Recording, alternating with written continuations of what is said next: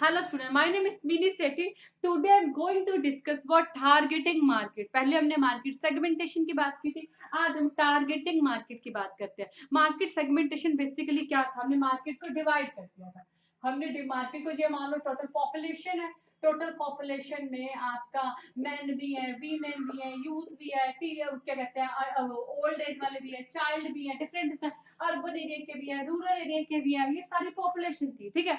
तो in population में जो कॉमन नीड्स वाले, जैसे मैन कॉमन नीड्स के होंगे, हम ये मान के चलते हैं कि सभी मैन की नीड्स सेम सी होगी, ठीक है। क्योंकि एक एक के लिए तो प्रोडक्ट नहीं बनेगा ना, वीमेन की सेम सी होगी, यूथ की सेम सी होगी, रूरल एरिया में रह रहे हैं सेम सी होगी, अर्बन वालों की सेम सी होगी, मैन की अलग, वीमेन की अलग, चाइल्ड की अलग, इस तरह यूथ को अलग, ठीक है। तो हमने क्या किया, जो कॉमन नीड्स वाले थे उनको एक ग्रुप में रख लिया। तो हमारा कॉमन नीड वाले को एक ग्रुप में रखने का मतलब क्या था, उनके लिए सेपरेट प्रोडक्ट बनाना, यूथ के लिए सेपरेट प्रोडक्ट बनाना, चाइल्ड के लिए सेपरेट बनाना, वीमेन के लिए सेपरेट बनाना, मैन के लिए सेपरेट बनाना, जो रूरल एरिया में रह रहे हैं उनके लिए सेपरेट बनाना, जो अर्बन एरिया में रहने हैं उनके लिए सेपरेट बनाना। ये हमारा मोटिव था, इसलिए हमने मार्केट को डिवाइड किया था। अब हमने मार्केट को डिवाइड कर लिया, जो कॉमन नीड्स वाले थे उनको एक ग्रुप में रख लिया। अब हमें किसे टारगेट करना है, ठीक है। सबको तो नहीं टारगेट कर पाएंगे ना, हमारी कंपनी कितनी कैपेसिटी है या नहीं, हमारे पास रिसोर्सेज है या नहीं, जब मार्केट में किसके स्कोप ज्यादा है, ये सब देखना पड़ेगा ना। तो टारगेटिंग का मतलब है हम किसको, किस पे अपना फोकस रखेंगे, हम किसको अपना टारगेट बनाएंगे। तो ये बेसिकली जैसे मान लो मैंने अपना टारगेट वीमेन को बना लिया, ठीक है। तो मेरा टारगेट वीमेन, जो मुझे प्रोडक्ट बनाना है वीमेन से रिलेटेड बनाना है, या मैंने चाइल्ड को अपना टारगेट बना लिया, जो मुझे प्रोडक्ट बनाने वो चाइल्ड के लिए बनाना है, ठीक है। तो मुझे किस पे अपना फोकस रखना है, तो वो बेसिकली क्या टारगेटिंग मार्केट है। टारगेटिंग मार्केट का बेसिकली मतलब क्या है, consist of set of buyer, consist of set of buyer, क्या मतलब होता है, consist of set of buyer who share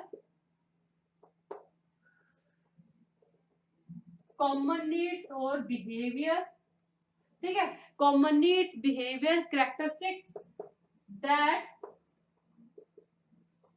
company decide to serve, ठीक है।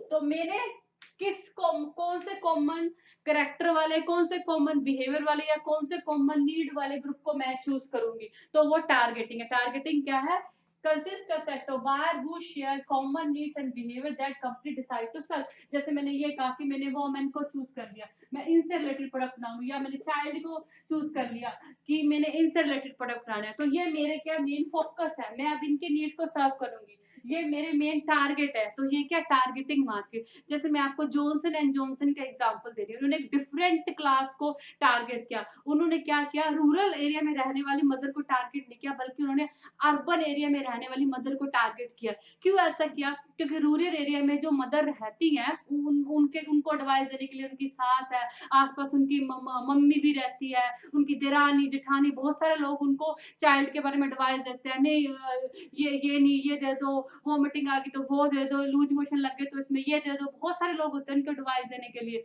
ठीक है। हम तो ये खिलाते थे, वो दे दो। लेकिन जो अर्बन एरिया में मदर रहती है वो बेचारी अकेली पड़ जाती है, ठीक है। जो दिल्ली में, मुंबई में या बड़ी बड़ी सिटीज में जो मदर अकेली रहती है, जिनके हस्बैंड 9 to 6 जॉब में चले जाते हैं, कॉर्पोरेट में इतना एक्सप्लॉयटेशन होता है उनका, उनके पास बच्चे को देखने के लिए टाइम नहीं है, वो माएँ क्या होती है, अपने चाइल्ड को पालने के लिए अकेली पड़ जाती है। अकेली पड़ती है तो वो क्या करती है, वो गूगल पे सर्च करती है। तो इसीलिए क्या किया है, जॉनसन एंड जॉनसन ने अपने इंटरनेट पे बहुत सारे कैंपेन लॉन्च किए हैं, अपने यूट्यूब पे चाइल्ड की प्रॉब्लम से रिलेटेड बहुत सारे वीडियोस डाले हैं। जब भी माए सर्च करेंगी तो जॉनसन एंड जॉनसन का नाम आ जाएगा, जॉनसन एंड जॉनसन कंपनी की एडवर्टीजमेंट आएगी, तो उनके माइंड में एक इमेज छप जाएगी कि मुझे इसी के प्रोडक्ट देने, इसी के प्रोडक्ट बेटर होंगे, हर जगह इन्हीं के प्रोडक्ट के बारे में दिया हुआ है, हर जगह इन्हीं के बारे में प्रोडक्ट बताया गया। तो उन्होंने अपना टारगेट बेसिकली किसको रखा, अर्बन मदर्स को रखा।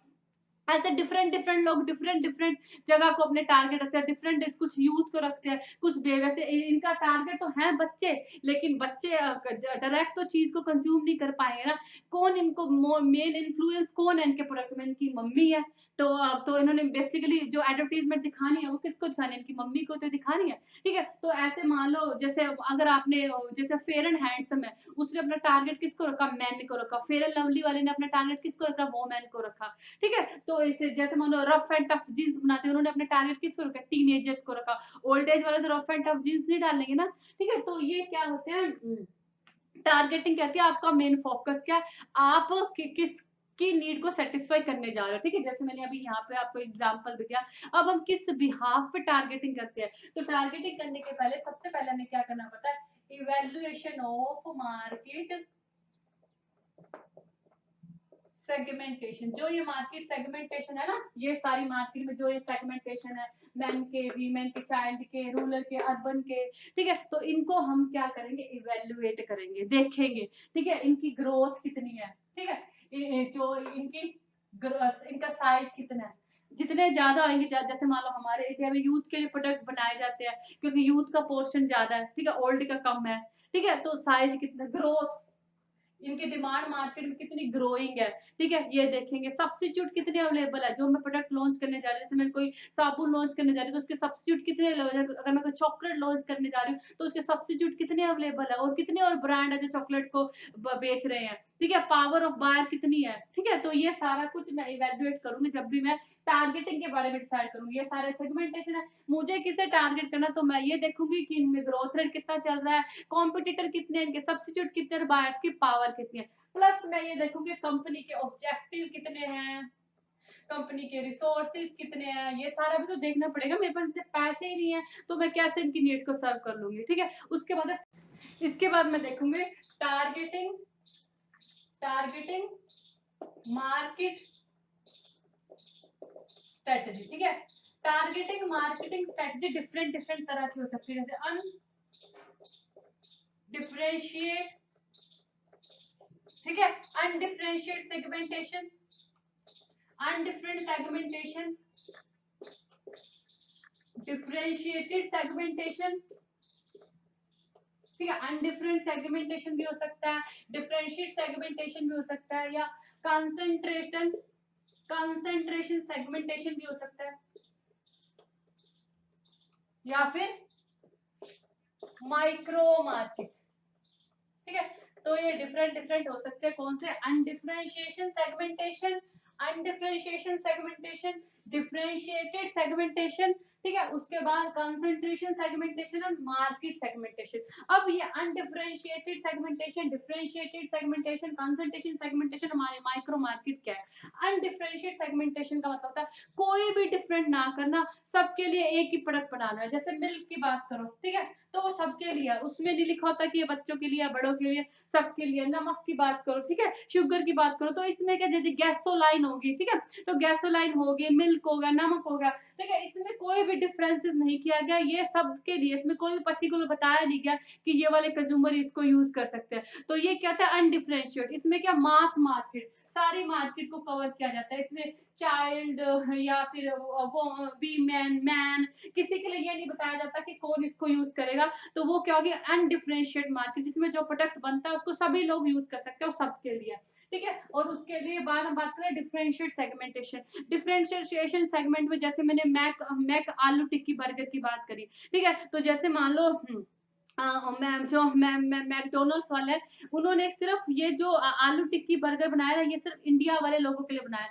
थाईलैंड के लिए उन्होंने अलग प्रोडक्ट बनाया, उनके लिए वेजिटेरियन प्रोडक्ट बनाया, लेकिन इंडिया के लिए उन्होंने मैक आलू टिक्की बर्गर बनाया, क्योंकि इंडिया में लोग आलू का यूज ज्यादा करते थे। आलू चाट होगी, आलू के परोठे हो गए, ये सारी चीजें ज्यादा यूज करते हैं। तो बेसिकली उन्होंने क्या किया, डिफरेंट इंडिया कल्चर के लोगों के नीड को देख के उनके लिए डिफरेंट प्रोडक्ट बनाया। जैसे मारुति सुजुकी की बात करो, मारुति सुजुकी क्या करती है, फुल मार्केट को कवर करती है, और हर तरह के लोगों के लिए, ठीक है, हर तरह के कैटेगरी के लोगों के लिए वो डिफरेंट प्रोडक्ट बनाती है, ठीक है। वो अल्टो भी बनाती है, वो स्विफ्ट भी बनाती है, वो नेक्सा भी बनाती है, ठीक है। तो वो हर क्लास के नीड्स को देखकर हर क्लास की नीड्स को देखकर उन्हें सेटिस्फाई करती है। तो डिफरेंशिएट सेगमेंटेशन का मतलब क्या होता है, डिफरेंट डिफरेंट सेगमेंटेशन चुनना। हायर क्लास को भी आपने टारगेट कर लिया है, लोअर क्लास को भी कर लिया है, मिडिल क्लास को भी कर लिया आपने। हाई, इसमें क्या था, अनडिफरेंशिएट में आप हाई लोअर किसी को नहीं कर रहे, सबके लिए एक ही प्रोडक्ट बना रहे हो। लेकिन डिफरेंशिएट में आप हायर क्लास के लिए अलग बना रहे हो, लोअर क्लास के लिए अलग बना रहे हो, मिडिल क्लास के लिए अलग बना रहे हो। जैसे मैंने मैक का आलू टिक्की बर्गर का एग्जांपल, इसमें आप डिफरेंट डिफरेंट कंट्री के लिए, एक थाईलैंड के लिए अलग बना रहे हो, इंडिया के लिए अलग बना रहे हो, ठीक है। तो इसमें क्या कर रहे हो, आप डिफरेंट डिफरेंट ग्रुप को टारगेट कर रहे हो, उसे क्या बोले, डिफरेंशिएट सेगमेंटेशन, ठीक है। उसके बाद कंसंट्रेशन सेगमेंटेशन कहता है target to one specific market, ठीक है। इसमें आप क्या कर रहे हो, target to one specific market, इसमें आप एक ही मार्केट को टारगेट कर रहे हो, ठीक है। जैसे मान लो आपने आप एक जैसे आपने वुमेन के लिए शूज बना लिया, ठीक है। आपने सिर्फ एक ही सेगमेंटेशन को टारगेट कर रहे हो। कंसंट्रेशन का मतलब क्या है, सारा ध्यान आप इसी पे दे रहे हो, ठीक है।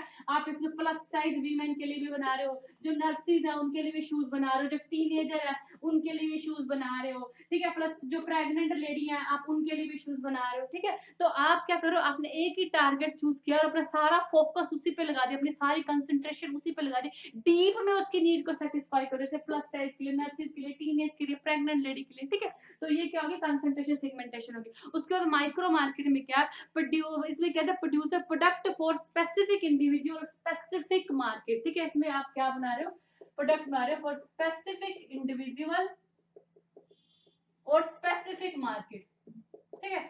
जैसे आप लोकल मार्केट के एग्जांपल, जैसे एक ब्यूटी पार्लर खुलता है, वो उस ब्यूटी पार्लर ये एक्सपेक्टेशन के साथ नहीं खुलता कि बाहर के जो इंटरनेशनल लेवल से भी आएंगे उनके पास, नहीं, वो सिर्फ लोकल नीड्स को सेटिस्फाई करते हो, जो लोकल आसपास के एरिया क्या उनकी क्या नीड्स है, उनको क्या चाहिए, उनके अकॉर्डिंग सैलून खुलता है, उसे भी पता है कि मेरे पास आसपास के लोग आएंगे, ठीक है। तो यहाँ पे आप प्रोडक्ट सर्व करोगे आपके जो लोकल पीपल है ना, आसपास के जो लोग हैं उनकी नीड्स को देखते हुए, ठीक है। तो जैसे और उसके बाद आप इसमें एक और एग्जांपल दे सकते हो, एक इंडिविजुअल नीड्स को देखते हुए बनाओगे, जैसे आप टेलर है, 1 to 1 प्रोडक्ट बनाता है, वो हर इंडिविजुअल के लिए कस्टमाइज करता है प्रोडक्ट, आपको अपनी अपनी उनकी नीड्स के अकॉर्डिंग प्रोडक्ट बनाता है। तो यहाँ पे माइक्रो मार्केट में आप एक स्पेसिफिक मार्केट को देखते हो, स्पेसिफिक इंडिविजुअल को देख के आप प्रोडक्ट बनाते हो, ठीक है। तो ये बेसिकली क्या था, टारगेटिंग मार्केट। आई थिंक आपको समझ में आएगा। Thank you.